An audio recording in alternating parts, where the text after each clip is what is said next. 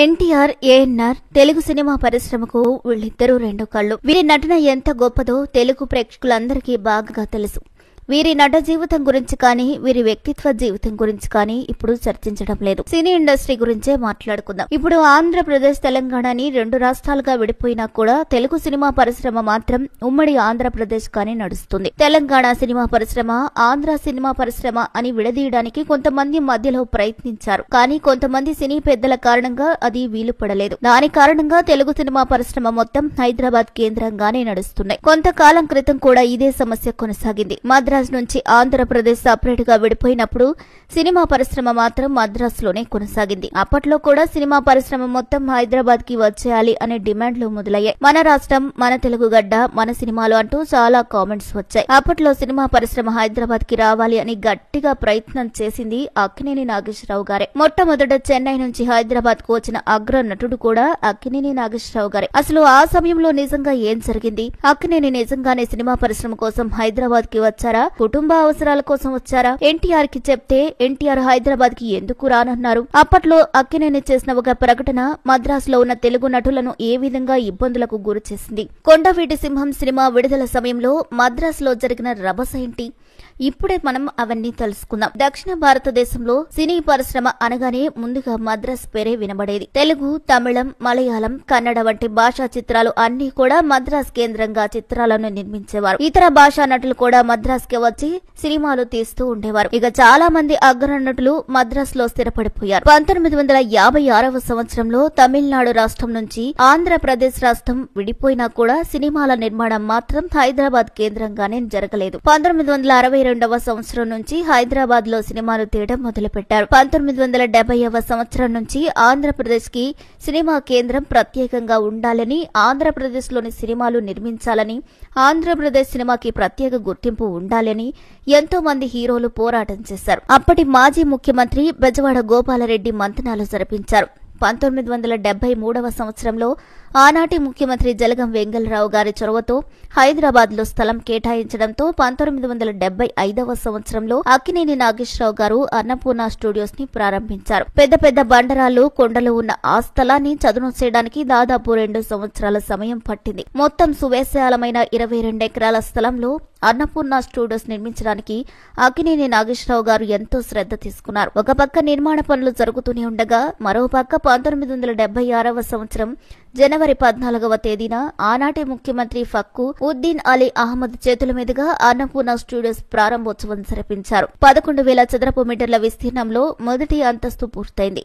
అప్పట్లో హైదరాబాద్ లో చాలా తక్కువ శాతం షూటింగ్ జరిగేవి. అసలు ఏ ధైర్యంతో ఏఎన్ఆర్ అన్నపూర్ణ స్టూడియోస్ నిర్మించారు అని ఏళన చేసిన వారు కూడా లేకపోలేదు. అన్నపూర్ణ స్టూడియోస్ కంటే ముందే భాగ్యనగర్ స్టూడియోస్ అని షూటింగ్లు లేక వెలవెలబోతున్న సమయంలో ఈ స్టూడియోలో ఎవరు షూటింగ్ చేస్తారు అంటూ పెద్దలు కూడా ఆక్షేపించారు. కానీ అక్కినేని నాగేశ్వరరావు గారు మాత్రం నమ్మకంతో స్టూడియో పనులను పూర్తి చేశారు. ఒక సినిమా నిర్మాణానికి కావలసిన అన్ని సౌకర్యాలను 4 అంతస్తులలో నిర్మించారు. ఆ తరువాత సినిమా షూటింగ్లతో ఊపందుకుంది అన్నపూర్ణ సంస్థ. హైదరాబాద్ నడిబొడ్డున జూబ్లీహిల్స్ లో Annapurna studios dubbing theatre, editing వంటి ఎన్నో అధునాతన సౌకర్యాలను కల్పించడం మెల్లమెల్లగా తెలుగు సినిమా పరిశ్రమ హైదరాబాద్ కి షిఫ్ట్ అయిపోయింది. ఆ తర్వాత కృష్ణగారి పద్మాలయ స్టూడియోస్, ఎన్టీఆర్ ఆర్ట్స్ ఇలాంటి ఎన్నో స్టూడియోల నిర్మాణం జరిగాయి. అప్పట్లో అన్నపూర్ణ స్టూడియోస్ లో నిర్మించిన చిత్రాల్లో దాదాపు 99% చిత్రాలు హిట్ అవ్వడంతో సినిమాలో కొంత భాగం అన్నపూర్ణ స్టూడియోస్ లో నిర్మించాలి అనే సెంటిమెంట్ నిర్మాతలో బాగా పెరిగిపోయింది. ఆనాటి నుంచి నేటి వరకు మంచి విజయాలతో ముందుకు దూసుకుపోతుంది అన్నపూర్ణ స్టూడియోస్. నేడు భాగ్యనగరానికి మధ్యలో ఉన్న అన్నపూర్ణ స్టూడియోస్ తెలుగు సినిమా పరిశ్రమకి ఒక గుండె లాంటిది. Cinema shooting, serial shootings, dubbing, editing, reality shows, game shows, ఉపాధి అవకాశాలు, సినిమా అవకాశాలు, నటనలో శిక్షణ, ఇలా అనేక రకాల మార్గాలతో అన్నపూర్ణ స్టూడియోస్ సినిమాలో మమేకమైపోయి దినదిన ప్రవర్ధమానమైపోయింది. అయితే ఈ అన్నపూర్ణ స్టూడియోస్ హైదరాబాద్ లో నిర్మాణం జరగటం వెనుక ఒక పెద్ద కథే ఉంది. అది ఒక రకంగా ఎన్టీఆర్, ఏఎన్ఆర్ల మధ్య అభిప్రాయ భేదాలను కూడా తీసుకొచ్చింది. ఒక సందర్భంలో అక్కినేని నాగేశ్వరరావు గారికి ఒక అద్భుతమైన ఆలోచన వచ్చింది. తెలుగు చలనచిత్ర పరిశ్రమ అంతా మద్రాసులోనే ఉంది. ఇదే చిత్ర పరిశ్రమ మన తెలుగు రాష్ట్రంలో ఉంటే బాగుంటుంది కదా అనిపించింది. ఆంధ్రప్రదేశ్ రాష్ట్రంలోని తెలుగు చిత్ర పరిశ్రమని అభివృద్ధి చేయాలి అని ఒక స్థిర నిర్ణయానికి వచ్చారు.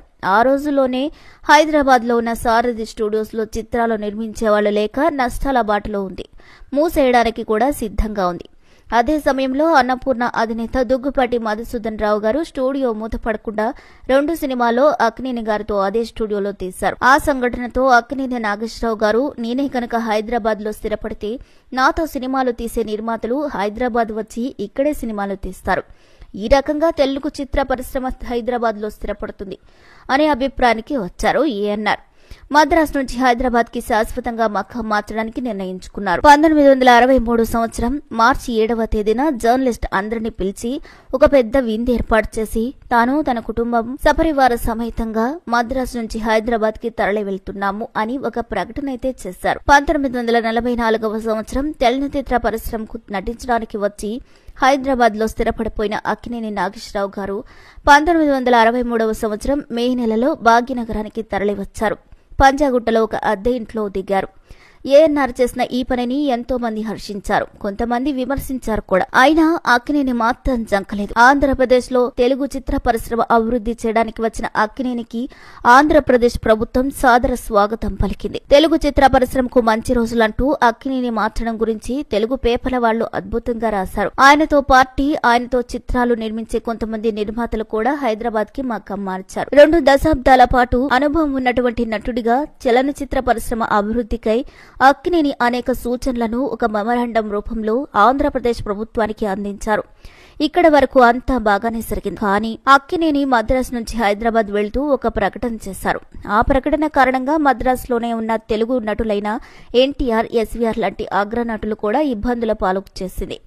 మద్రాసులో తెలుగు నటులకు గౌరవం లేదు అనేది అక్కినేని అభిప్రాయం. దానిని ఆయన ఒక ప్రకటన రూపంలో చెప్పారు. ఇక ఆ ప్రకటన ద్వారా అక్కినేని వెంట మిగతా నటులు కూడా రావచ్చు కదా, రావడానికి ఎందుకు ఆలోచిస్తున్నారు? తెలుగు వారు సినిమాలు కొంటే వచ్చే డబ్బులు కావాలి, తెలుగు వాళ్ల అభివృద్ధి వృధా అంటూ ఆంధ్రపత్రికలో అనేక కథనాలు వచ్చాయి. ఇక తమిళ చిత్ర పరిశ్రమ నుంచి కూడా ఈ అక్కినేని అంత మాట అనేశారు ఏంటి, మేము మిమ్మల్ని ఏమి ఇబ్బందులకు గురి చేశాం, మీకు గౌరవం ఇవ్వకపోవడం ఏంటి అని వెక్కిరింపులు తమిళ నిర్మాతల, దర్శకులు, అగ్ర హీరోల నుంచి వచ్చాయి. దీని కారణంగా అక్కడే ఉన్నటువంటి పెద్ద నటులకు ఇబ్బందులు ఏర్పడ్డాయి.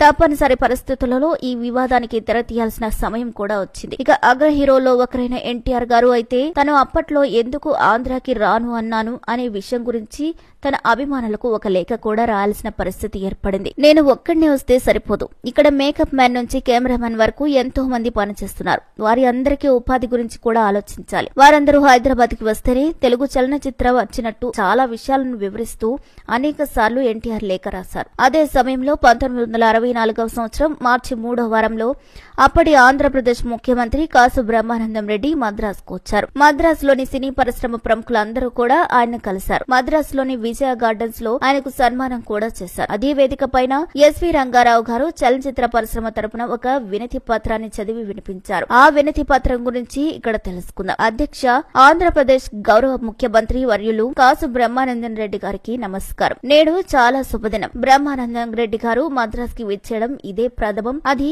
ఎంతో ఆనందదాయకం. తెలుగు చలనచిత్ర పరిశ్రమ తరపున ఆయనకి హృదయపూర్వక స్వాగతం పలుకుతున్నాం. సాధారణంగా రాజకీయ నాయకులకి సినిమా పరిశ్రమ మీద ఆసక్తి ఉండదు. కానీ బ్రహ్మానందరెడ్డి గారి విషయం అలా కాదు. ఆయనకి సినిమా పరిశ్రమ అంటే ఎంతో ఆదరాభిమానాలున్నాయి.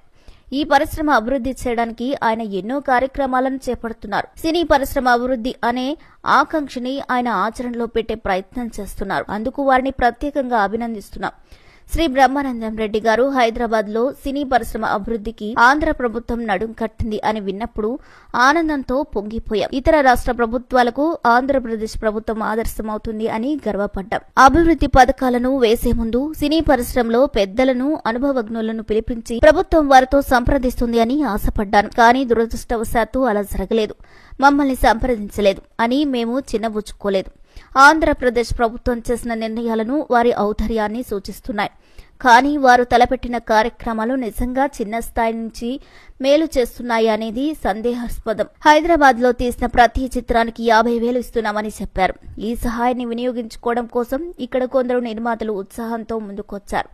హైదరాబాద్ లో మొట్టమొదటిసారి సారథి స్టూడియోస్ నిర్మించి ఆ తర్వాత హైదరాబాద్ స్టూడియోస్ సంస్థ ద్వారా అక్కడ 2 చిత్రాలను నిర్మించిన తర్వాత నిర్మాత గంగాధర్ రావు గారు ఆంధ్రప్రదేశ్ ప్రభుత్వ ప్రకటనలు చేసి మరలా అక్కడ చిత్రాలు నిర్మించాలని హైదరాబాద్ కు వెళ్లారు. కానీ అక్కడ ఒక అగ్ర నటుడు అభిమానించే 4-5 నిర్మాతలకి తప్ప తనకి అక్కడ చిత్రాలు నిర్మించే అవకాశం లేనందున తిరిగి వచ్చి మద్రాసులో చిత్ర నిర్మాణం ప్రారంభించారు. ఆంధ్రప్రదేశ్ ప్రభుత్వం సహాయం పొందడానికి అతని కంటే అర్హులు ఎవరుంటారు? అతని స్థితి ఇలా ఉంది అని తెలిసి అనుభవం ఉన్న కొందరు నిర్మాతలు కూడా ఆ ప్రయత్నాన్ని విరమించుకున్నారు. దీనిని బట్టి ఆంధ్రప్రదేశ్ ప్రకటించిన ఆ సహాయం అగ్రనటుడు అభిమానించే 4-5 నిర్మాతలకు మాత్రమే ఉపయోగపడుతుందేమో అనేది మా సందేహం. ఈ పరిస్థితిని సరిదిద్ది ప్రభుత్వం అందించే సహాయం అందరికీ అందే విధంగా మార్గాలు అన్వేషించాలని మిమ్మల్ని అర్థిస్తున్నాము. తెలుగు చలనచిత్ర పరిశ్రమ పుట్టింది ఇక్కడే. ఎంతో మంది కళాకారులు శ్రమతో కృషి చేసి శాఖోపశాఖలుగా విస్తరించి ఒక మహావృక్షంగా అభివృద్ధి చెందింది. దీనిని ఒక్కసారిగా పూకటి వేళ్లతో పెకిలించి మరొక చోట నాటడం అనేది సాధ్యం కాని పని. ఒకవేళ ఆవేశపడి ప్రయత్నిస్తే అది చచ్చిపోతుంది, కానీ ఎవరికీ ఉపయోగం లేకుండా పోతుంది. నాగిరెడ్డి రామారావు గారు హైదరాబాద్ కు వస్తే జరిగేది ఏముంటుంది? ఇక్కడ పనిచేసే సాంకేతిక నిపుణులు, నటీనటులు, సంగీత దర్శకులు, వైద్య నిపుణులు, నేపథ్య గాయకులు, డాన్సర్లు, నృత్య దర్శకులు మొదలైన వాళ్లు వేలాది కుటుంబాల నుండి మాటేమిటి? వీరందరూ జీవనోపాధికి ఇక్కడ ఎన్నో మార్గాలున్నాయి. వీరందరూ కేవలం తెలుగు సినిమాలకే కాకుండా తమిళ, మలయాళం, కన్నడ సినిమాల్లో పనిచేస్తూ జీవనాన్ని సాగిస్తున్నారు. అవన్నీ వదులుకొని వీరు అగ్రనటులతో పాటు హైదరాబాద్ కి తరలివస్తే వీరందరికీ అక్కడ జీవనోపాధి చూపించడం సాధ్యమవుతుందా?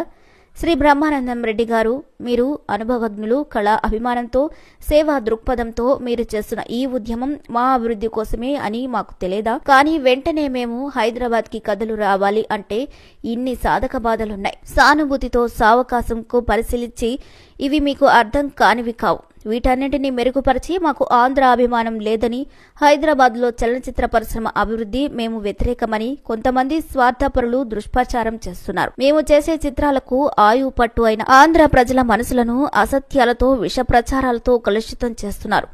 మీరే వాటిని అరికట్టే ఎలాగైనా సరే వాటిని ఆఫ్ చేసి మాపై తెలుగు ప్రజలకు కలిగిన అపోహలను తొలగించాలని మన్నవిస్తున్నాం. ఆంధ్ర ప్రజానాయకులేవి మాకు మీ విషయాలను సవినయంగా విన్నవించుకుంటున్నాం. మరొక విషయం, తన వ్యక్తిగత ప్రయోజనాల కోసం మద్రాసు విడిచి హైదరాబాద్ వెళ్తున్న నట సామ్రాట్ అక్కినేని నాగేశ్వరరావు గారు వెళ్తూ మద్రాసులో తెలుగు వారికి గౌరవం లేదు అని ఒక మాట అనేసిపోయారు. తమిళలకు మాపై అలాంటి భేదభావం ఉంటే మేము ఇక్కడ ఉండగలిగే వారమా?